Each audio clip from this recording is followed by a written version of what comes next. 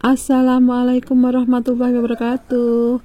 Halo sahabat onlineku semuanya, salam sehat, tetap semangat, dan anti sambat. Video kali ini Mak masih mengeluarkan video lama.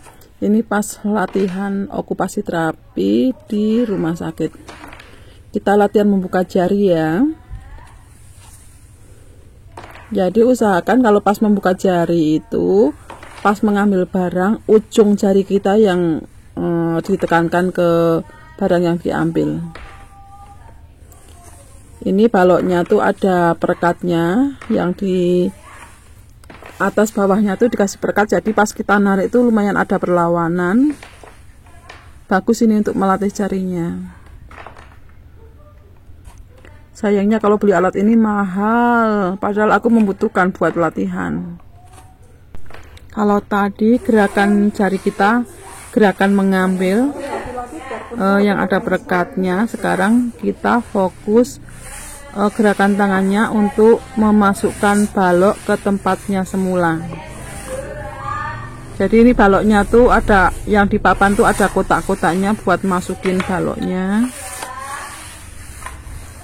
Jadi untuk melakukan hal itu pun kita juga perlu fokus biar tangannya tuh anteng, bisa masuk ke lubangnya dengan sempurna tanpa kita goyang-goyang begitu loh teman-teman.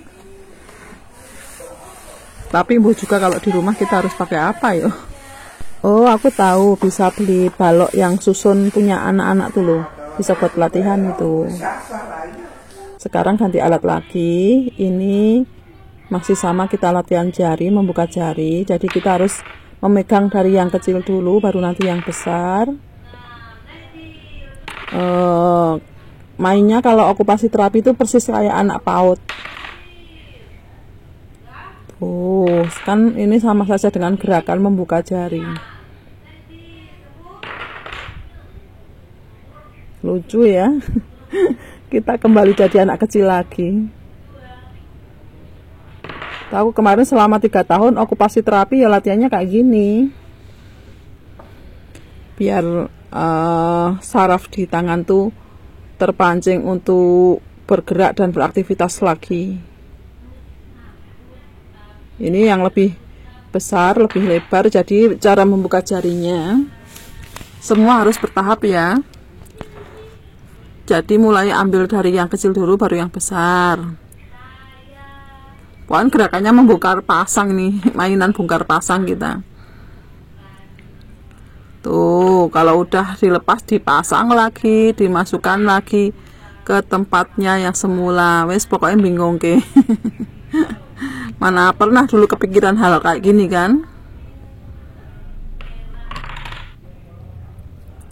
Kayaknya tuh mudah tuh kalau dilihat. Tapi untuk prakteknya tuh kalau tangan kita masih belum normal ya lumayan agak susah sih, karena pas kita mau memasukkan ke tiang kayunya juga kadang gerak-gerak tuh loh, susah, lubangnya kecil, harus pas.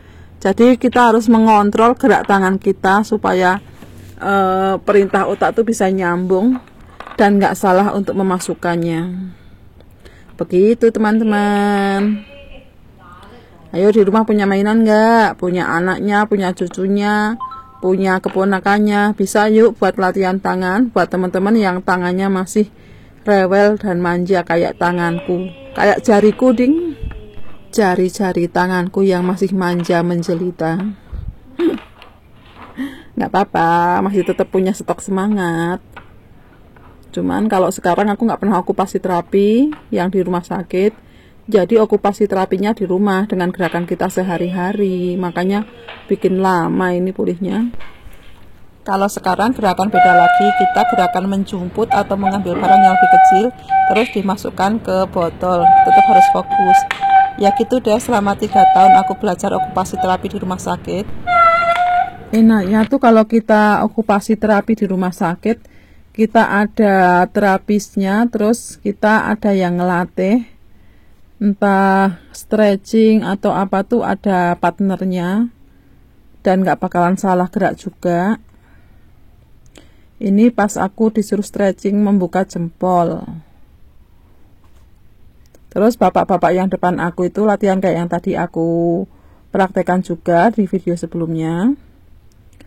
Bentuk kotaknya kayak gitu ya. Terus itu di atas bawahnya ada perekatnya. Kalau misal teman-teman ada yang tertarik mau beli untuk latihan, bisa cari di Shopee, kayaknya ada deh. Cuman agak mahal harganya. Nih, enak banget kalau stretching kayak gini tuh.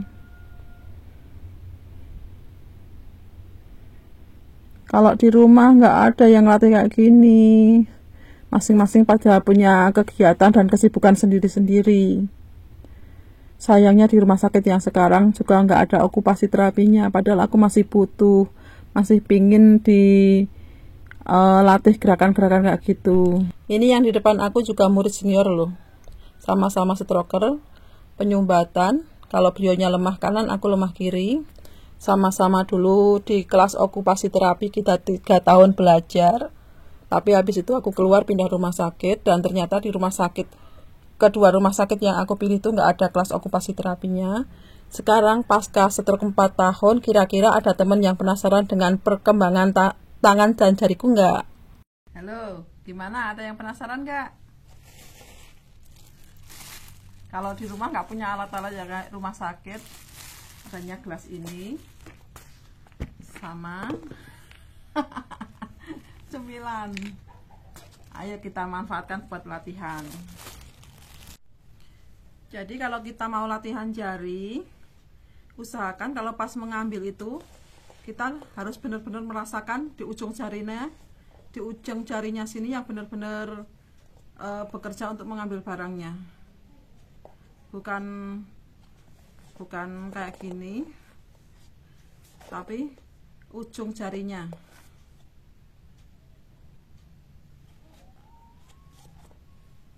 Ujung jari sini, pokoknya di setiap ujung jarinya itu yang harus kita latih untuk belajar mengambil. Aku biasanya suka tak giniin, tak tekan-tekan gini.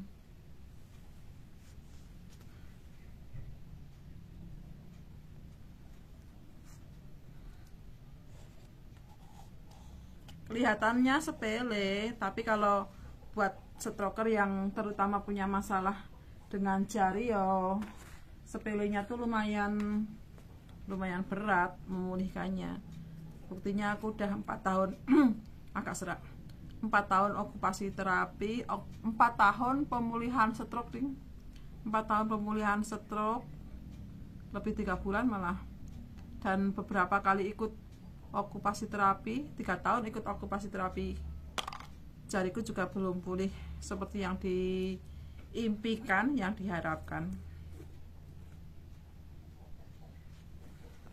Cek, kelihatan nggak?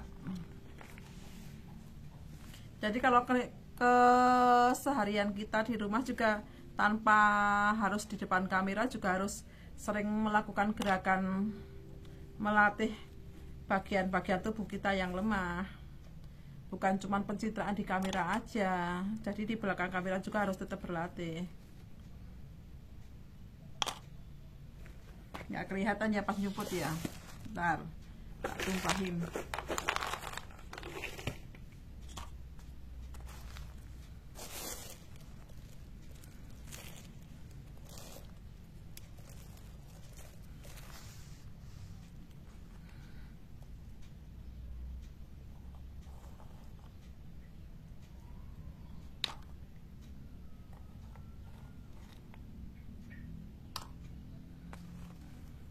Ya baru sebatas ini progres tanganku, terutama jariku. Jadi misal ada yang usia stroke-nya baru berapa bulan udah bisa pulih, itu bersyukur banget kalian, alhamdulillah banget kan. Karena tidak semua teman stroker bisa seberuntung kalian-kalian. Bahkan ada yang sampai usia stroke-nya 10 tahun, 20 tahun, mungkin bahkan lebih, jarinya juga masih bandel. Ini aku bukti nyata ini, 4 tahun pemulihan, jariku juga belum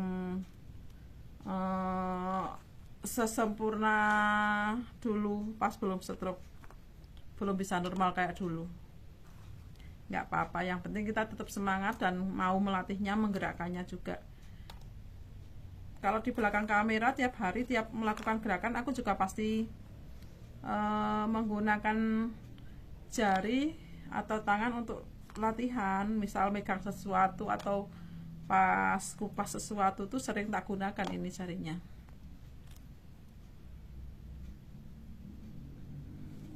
Yang penting kita tuh harus punya semangat yang tinggi, nggak banyak mengeluh, karena mengeluh itu nggak bikin sembuh. Apapun progres kita saat ini harus kita syukuri, harus kita nikmati dengan happy-happy. Biarpun kita gerakannya nggak normal kayak dulu, nggak apa-apa, nggak bisa satset kayak dulu, nggak apa-apa. Yang penting kita tetap beraktivitas dan bergerak, mau berlatih dan mengulangi gerakan yang sama. Biarpun kadang gerakan itu kelihatan sepele, gerakan receh kayak gitu, kayak yang barusan aku praktekin, itu kelihatan sepele kan, tapi faktanya itu bermanfaat sekali. Jadi silahkan teman-teman yang terutama bermasalah dengan jarinya bisa melakukan gerakan yang sama dengan alat yang seadanya di rumah. Mungkin bisa pinjam mainan anaknya atau apalah, pegang sendok atau apa tuh. Kita harus melatihnya, karena kalau nggak dilatih dia nggak akan bisa pulih. Otak kita akan lupa, terutama saraf-sarafnya kan jadi mati, nggak mau digerakkan. Aku 4 tahun berjuang aja masih terus bersemangat untuk memulihkan kembali otak dan sarafnya yang cuil, yang lemah. Jadi apa salahnya kalau kita terus berusaha, berikhtiar sampai 4 tahun masih terapi, nggak ada salahnya kan? Kalau teman-teman mau mencontohnya, monggo silahkan. Kondisi kita beda-beda. Ada yang cuman berumur berapa bulan tapi semua udah bisa pulih, ada. Mungkin karena emang kerusakan sarafnya ringan, jadi kita nggak boleh iri. Setiap stroker itu beda-beda. Aku contohnya di kaki, mungkin saraf yang menuju ke kaki itu ringan, makanya kakiku udah pulih, alhamdulillah. Sementara saraf yang menuju ke tangan, terutama ke jari, aku masih bandel. Itu saraf otak yang dari otak menuju ke tangan tuh loh, jalurnya nggak tahu mana itu. Mungkin jalurnya lagi diadang-adangi apa ya, dihalangi. Nggak apa-apa, yang penting kita harus terus semangat. Oke, salam sehat, tetap semangat, dan anti sambat. Sekian dulu, wassalamualaikum warahmatullahi wabarakatuh. Kalau seumpamanya video emak dianggap bermanfaat, silahkan monggo di share. Kalau nggak bermanfaat ya udah nggak apa-apa, di skip aja nggak apa-apa. Terima kasih buat teman-teman yang udah setia nonton, mantengin setiap mak bikin dokumentasi, entah perjalanan, kegiatan mak atau apa itu, selalu rajin mantengin. Terima kasih banyak ya. Terus yang belum subscribe silahkan subscribe channel mak. Terima kasih sudah dulu, dah.